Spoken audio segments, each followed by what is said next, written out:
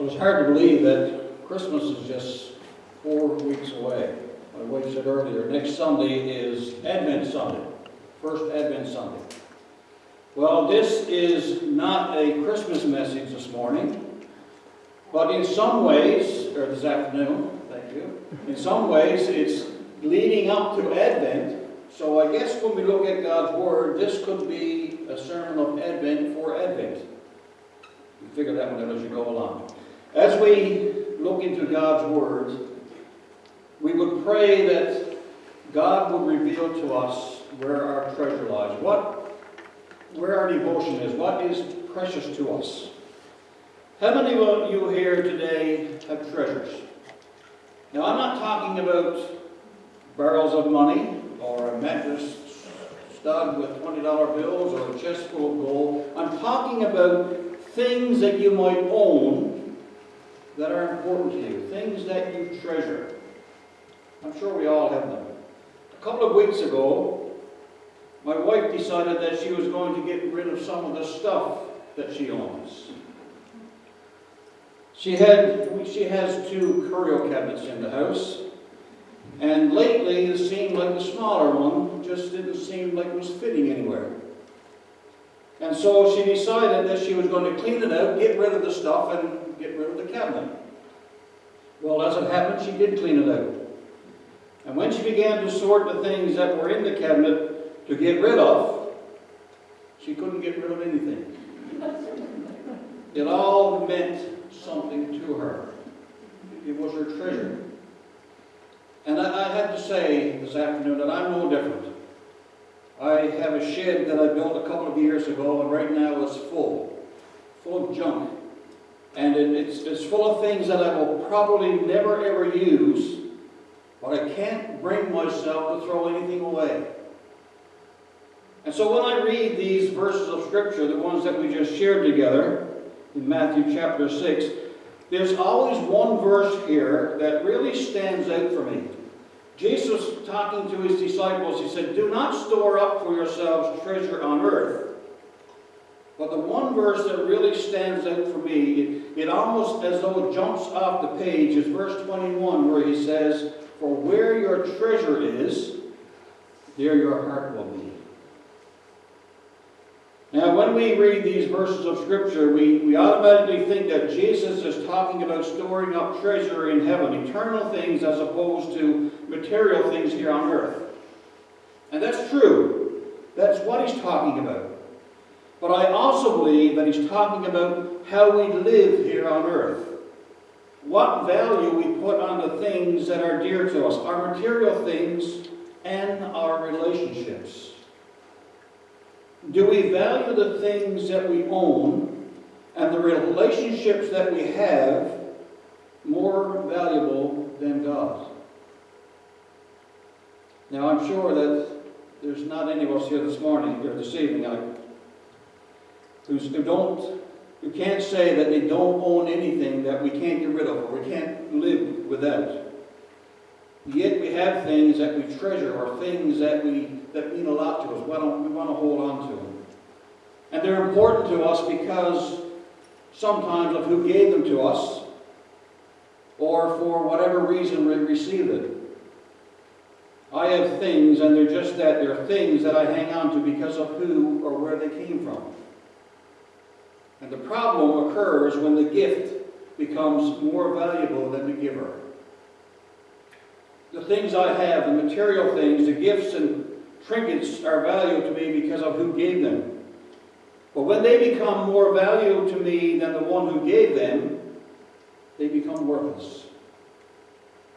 How many of you here today have heard of the Taj Mahal? Richard has a picture. Thank you, Richard. This structure is considered to be one of the most beautiful structures ever built.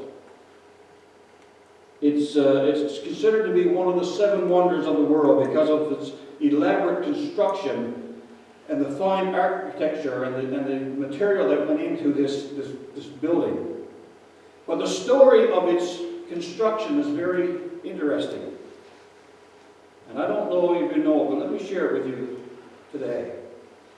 It was built by an emperor by the name of Shah Jahan in India. It was said that he had 5 wives, and out of the 5, he had one who was his favorite. Now, there's a couple of things here that I'll never understand. Number one, how could a man live with 5 wives? We have our hands full trying to live with the one we have. And number two, I'll never understand why a man with 5 wives would say that out of the 5 he had one favorite. He was looking for trouble. Anyway, the story goes that his favorite wife died. And so this Shah Jahan, resolved to honor her by constructing a temple that would serve as her tomb.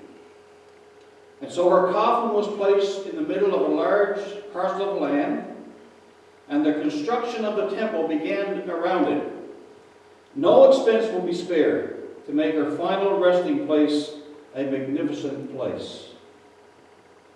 And so the construction continued, and after weeks turned into months, the Shah's grief was overshadowed by his passion for the project. He got caught up in what he was doing. And so he no longer mourned his wife's absence. The construction consumed him. And one day, while walking through the construction site, he bumped his leg on a wooden box. He brushed the dust off his leg and ordered that the workers would throw out the box.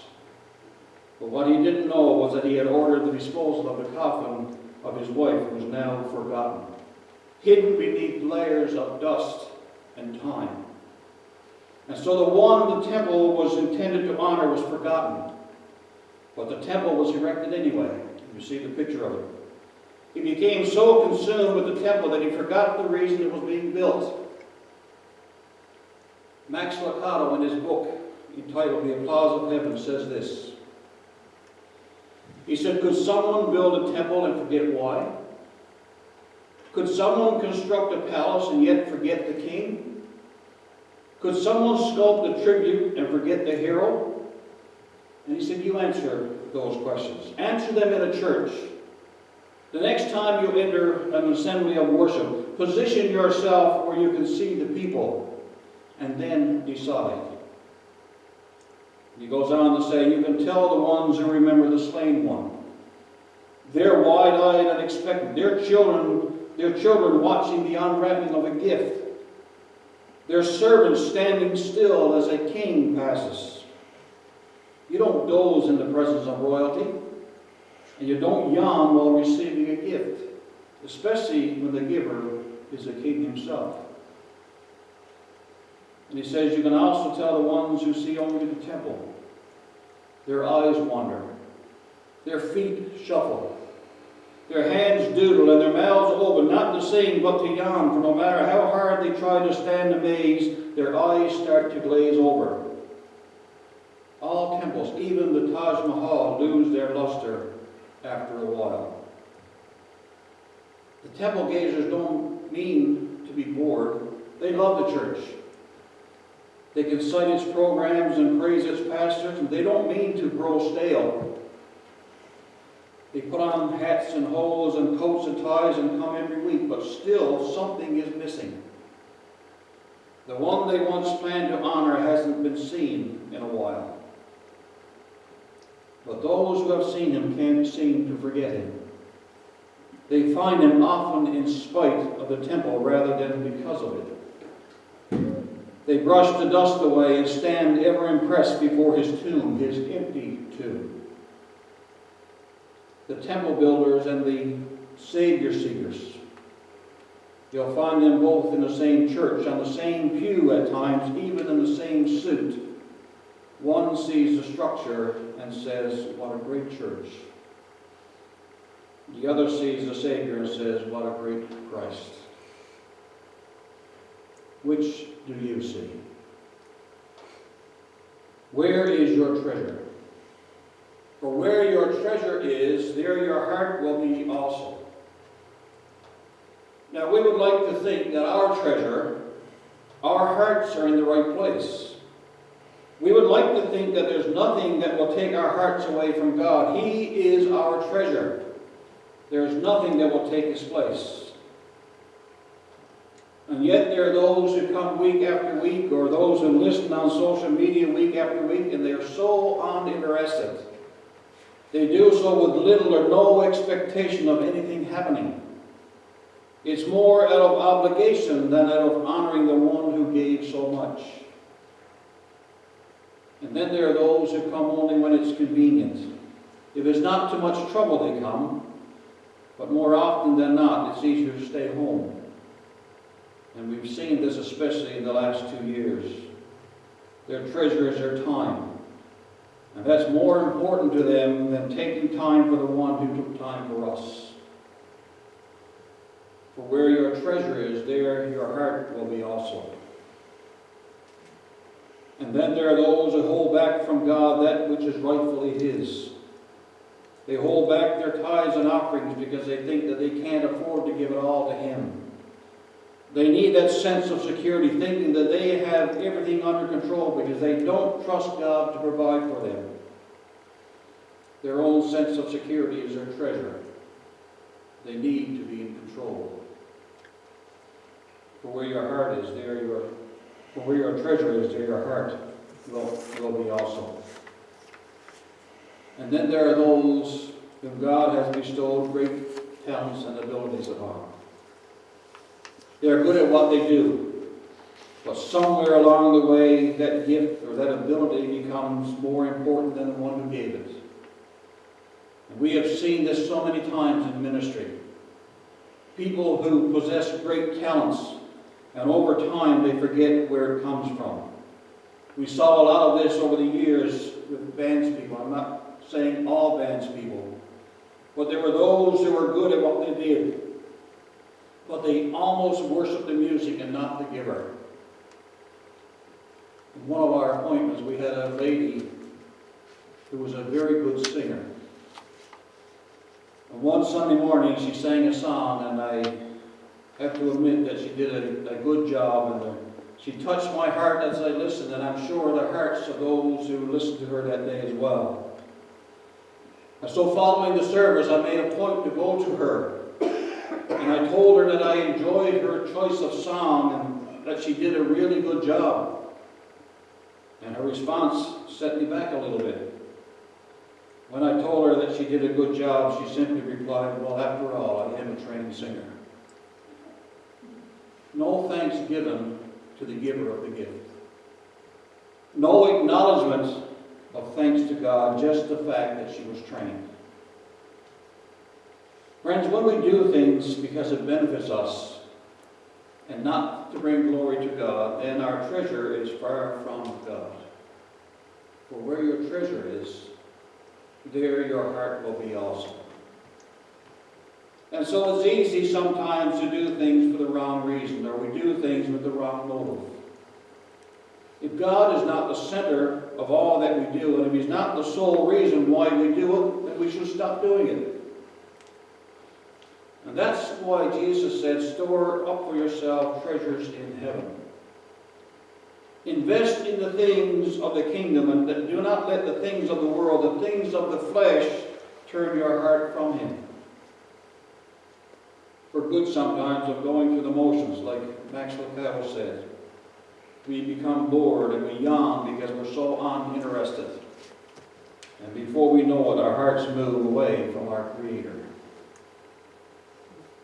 There's a song, a contemporary song that was written some time ago that talks about getting back to what really matters in worship. And one verse says this: "When the music fades and all is stripped away, and I simply come, longing just to bring something that's of worth that will bless your heart." And the writer of that song captures the essence of what worship is truly about. When we strip away all that we have, the music, the rituals, and even this place of worship, and we're left with nothing, only God and us, it is only then can we bring Him something of worth, something from our hearts. The song goes on to say, "I'll bring you more than a song, for a song in itself is not what you have required. You search much deeper within, through the way things appear, you're looking into my heart. God knows our hearts. He knows where our treasure is. He knows all there is to know about us, where our passion lies. For where your heart is, there, where your treasure is, there your heart will be also. And so I ask you, where is your treasure? Are you storing up for yourself treasure in heaven? Are the things of God the most important to you? Or are there other things that are taking your heart from Him?